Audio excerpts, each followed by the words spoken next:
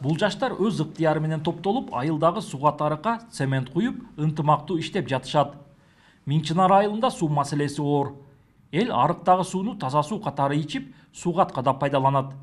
Мындан улам суунун жоготуусун азайтуу максатында арыкты оңдоо зарыл болгон. Ушул цемент арык кылып куяйыл деп атабыз. Цемент арык кылып куюп, таза суу ичкенге, анан эмелерге, эгин тигинге койгонго эметип, ошого өзүбүз эл күчү менен аракет кылып, ушуну таза арыкка, таза сууга эме кылып жасайык деп бүгүн баштадык мына Кудай кааласа. Ооба, этекке айылдарга, этектерге жетпей калчу суу. Азыр эми ошолорго да толук жетет деген үмүттөбүз Кудай кааласа. Жаштарга дем берип, ар тараптуу колдоп турган айылдын аксакалдары Миңчинар айылы түптөлгөндө жол, суу маселесине байланыштуу көйгөйлөр көп болгонун айтышат. Бирок элдин биримдиги менен айылдын ички жолдору оңдолуп, асфальт төшөлгөн. Элибиздин ынтымакчылыгы жакшы.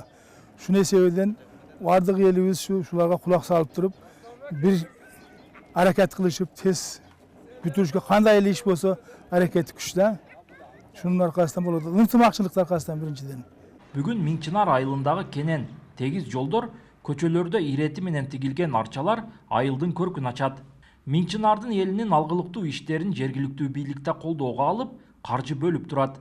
Айылдагы 6 километр арыктын 2 километрин ремонттоо үчүн айыл өкмөт тарабынан курулуш материалдары алынып берилсе, Миңчинардын 40тан ашык жумушка жарандуу тургундары чыгып, иштеп жатышат.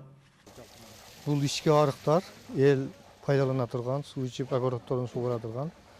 Бул жерде 3 тараптуу эмеде болуп атат.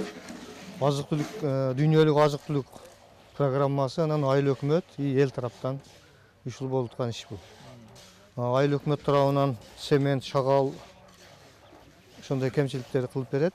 Элден кызмат, анан азык-түлүк программасынан аз камсыз болгон үй бүлөлөргө акчалай $150 төгөрөгө акча берет.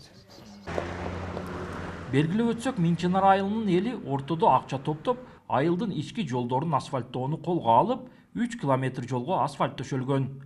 Ага элден 10 миллион сомдон ашык акча жыйналса, калганын жергиликтүү бийлик бөлүп берген. Бул айылдагы элдин ашар жолу менен жасалган иштеринин бир бөлүгү гана. Улан Маккамбаев, Адыл Орозалиев, ЛТР, Баткен облусу.